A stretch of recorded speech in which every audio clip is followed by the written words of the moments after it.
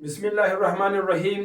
Hello everyone students, आज का जो हमारा नेक्स्ट लेक्चर है वो हमने बात करना है कि मेंडल ने आखिर फिजम सटाइवम को, जिसको हम पी प्लांट कहते हैं, इसको क्यों अपने एक्सपेरिमेंट के लिए सेलेक्ट किया।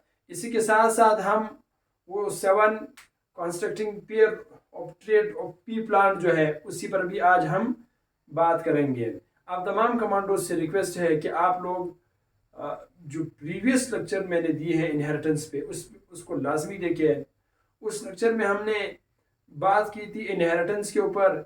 इनहेरिटेंस के साथ साथ हमने मेंडल की जो बर्थ से लेके डेथ तक मेंडल की कामयाबी और नाकामी और उसको नोबेल प्राइज़ क्यों मिला, उन तमाम बातों पर हम ऑलरेडी डिस्कशन कर चुके हैं। आज का जो हमारा लेक्चर है वो ये है कि why did Mendel choose Pisum sativum for his experiment.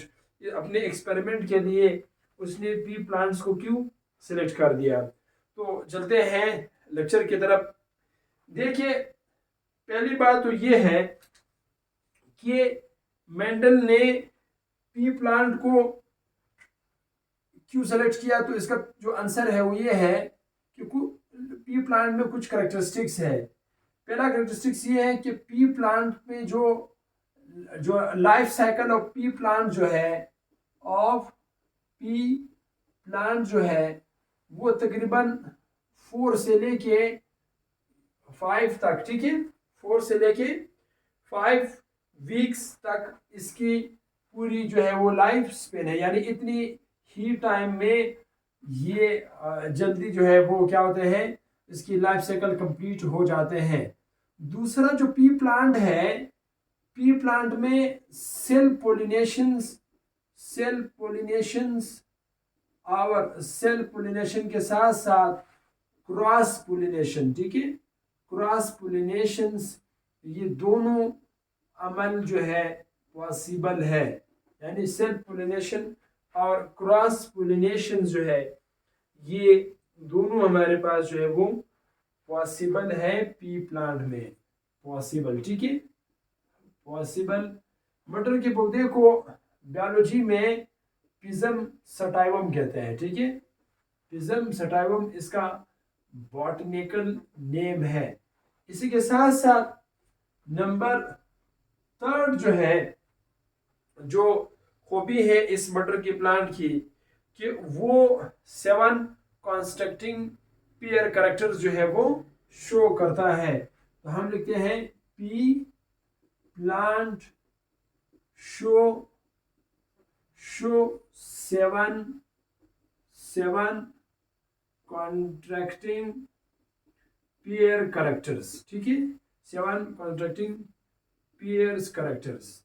कि मटर का जो पौधा है वो 7 मुख्तलिफ कैरेक्टर्स जो है वो शो करता है। नंबर, अब वो उस पर मैं बाद में बात करूंगा, ठीक है, कि वो 7 कौन से कैरेक्टर्स है। इसी के साथ साथ जो मटर का पौधा है उसके सीड में डॉर्मेनेंसी पीरियड जो है वो शो नहीं करता। Pea plant does not show dormancy period, ठीक है, यानी डॉर्मेनेंसी उसमें शो नहीं होता। डॉर्मेनेंसी पीरियड या डॉर्मेनेंसी जिसको हम कहते हैं, ठीक है। डॉर्मेनेंसी का मतलब ये है कि वो किसी भी सिचुएशन में ग्रो कर सकता है, चाहे वो विंटर हो चाहे वो समर हो, किसी भी कंडीशन में ये प्लांट्स ग्रो करता है, ठीक है। एनी सीड्स आर फॉर्म्ड, यानी उसको जो है डोमिनेंस का मतलब है no need of any kind of conditions या सिचुएशंस, ठीक है, कोई सिचुएशन और कंडीशन की होने जरूरत नहीं है।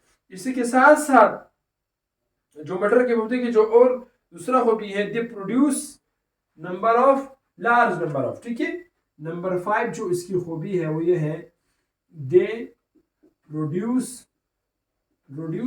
लार्ज नंबर, ठीक है, लार्ज अमाउंट, ठीक है, लार्ज नंबर या लार्ज अमाउंट में ये प्रोड्यूस होते हैं। अब मैं ये कुछ 5 खसूसियात की बुनियाद पर मेंडल ने इस प्लांट को अपनी एक्सपेरिमेंट के लिए मुंतखब किया। इसी के साथ साथ अब हम बात करेंगे 7 जो कंस्ट्रक्टिंग करेक्टर्स है कि वो कौन कौन से करेक्टर्स थे, ज़रा उस पर भी हम इसी चैप्टर में ही बात करेंगे।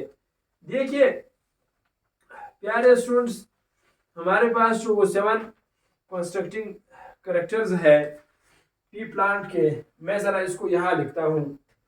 यहाँ पे डियर स्टूडेंट्स, चलो इसको रहने दो, मैं डायरेक्ट लिखता हूँ। यहाँ पे आप लोग यहाँ पे लिख लिए, इसमें पहले जो है जो करेक्टर्स हो गए, ठीक है, हमारे पास क्या हुआ है, करेक्टर्स हुए। करेक्टर के साथ साथ डोमिनेंट, हमारे पास जो है डोमिनेंट हुआ, डोमिनेंट हुआ, डोमिनेंट के साथ साथ रेसेसिव हुआ, ठीक है। ये 3 हमारे पास जो है वो यानी करेक्टर्स कौन कौन से करेक्टर का है उसी पे बात करेंगे अभी, ठीक है। ये 7 जो करेक्टर्स है मुख्तलिफ तरह की, उसी अब उसमें से जो डोमिनेंट और रेसेसिव है उस पर भी हम बात करेंगे। अब वो जो करेक्टर्स हमारे पास है, पहले तो ये है कि हाइट ऑफ पी प्लांट, यानी पहले नंबर पे हाइट हुआ। हाइट जो डोमिनेंट होगा वो टाल होगा, ठीक है, और रेसेसिव जो है वो उसका ड्वार्फ होगा, ड्वार्फ या स्मॉल, छोटे कद वाला। दूसरे नंबर पे हमारे पास जो है वो है फ्लावर पोजीशंस। फ्लावर पोजीशन हुआ, ठीक है।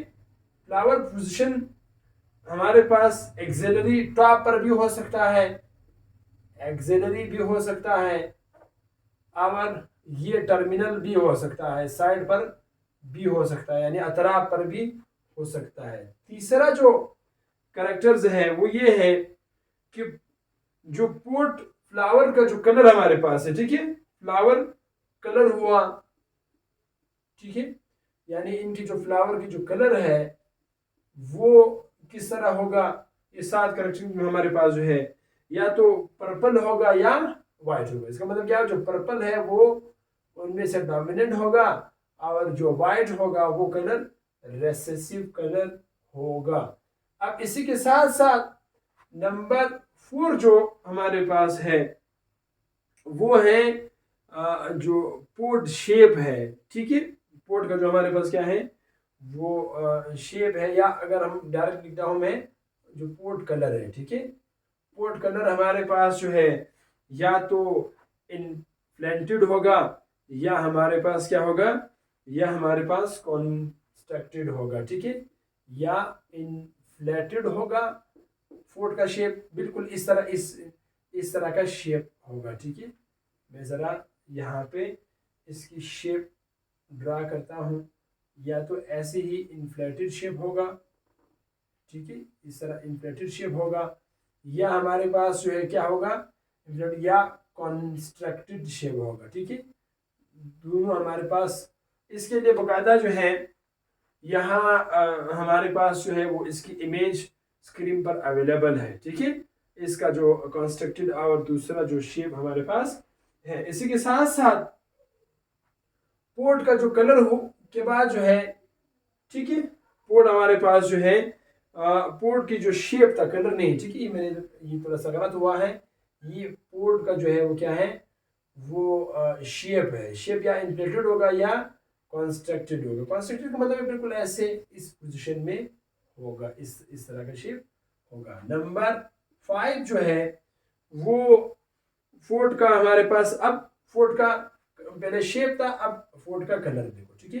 फोर्ट का जो कलर है, कलर तो या हमारे पास फोर्ट का जो है ग्रीन होगा या येलो होगा, ठीक है, ग्रीन कलर होगा या हमारे पास क्या होगा, येलो कलर होगा। इसी के साथ साथ नंबर 6 जो है वो हमारे पास जो है फोर्ट का कलर के बाद जो है फिर हमारे पास है सीड शेप। ठीक है, सीट का जो शेप है जरा उस पर भी बात करते हैं। सीट का शेप या तो हमारे पास राउंड होगा या हमारे पास क्या होगा, या हमारे पास जो है वो जुरेदार नमासा होगा या व्रिंकल होगा। अब नंबर 7 जो करेक्टर्स हमारे पास है वो ये है कि सीट का जो अपना कलर है, ठीक है, शेप के बाद जो सीट का कलर है, कलर हमारे पास जो है वो या तो येलो होगा या ग्रीन होगा। ठीक है, कलर या येलो होगा या ग्रीन होगा। ठीक है, बाकायदा यहाँ स्क्रीन पर उसका जो है वो इमेज भी, मुख्तलिफ तरह की इमेज भी अवेलेबल है इन 7 कंस्ट्रक्टिंग पेयर्स के। अब अगर आप पेयर्स कर दोगे तो ये टोटल हमारे पास 14 हो जाएंगे, डबल हो जाएंगे। ठीक है, मगर यहाँ पर हमने 7 इनमें से लिखा है। ठीक है, इसी के साथ साथ यानी अगर आप फ्लावर की जो है वो कलर की बात करोगे तो फ्लावर का कलर या तो रेड होगा या ब्लू होगा। आप उसकी पोजीशन की बात करोगे या तो वो एक्सियल होगा या टर्मिनल होगा। अगर आप इस सीट की कलर की बात करोगे तो कलर या तो ग्रीन होगा या हमारे पास येलो होगा। अगर आप शेप की बात करोगे तो उसका शेप या तो राउंड होगा या हमारे पास व्रिंकल होगा। अगर आप पोर्ट की कलर की बात करोगे, जैसे मैंने यहाँ पे लिखा हुआ है, पोर्ट की कलर की बात करोगे तो पोर्ट का कलर या ग्रीन होगा या येलो होगा। और पोर्ट का जो शेप है या तो हमारे पास इम्प्लेंटेड होगा या कंस्ट्रक्टेड होगा। लास्ट में जो प्लांट की जो हाइट है या तो ओटाल होगा या ड्वार्फ होगा। नेक्स्ट लेक्चर में हम इंशाल्लाह जो इम्पोर्टेंट टर्म्स है जेनेटिक्स में उस पर हम बात करेंगे।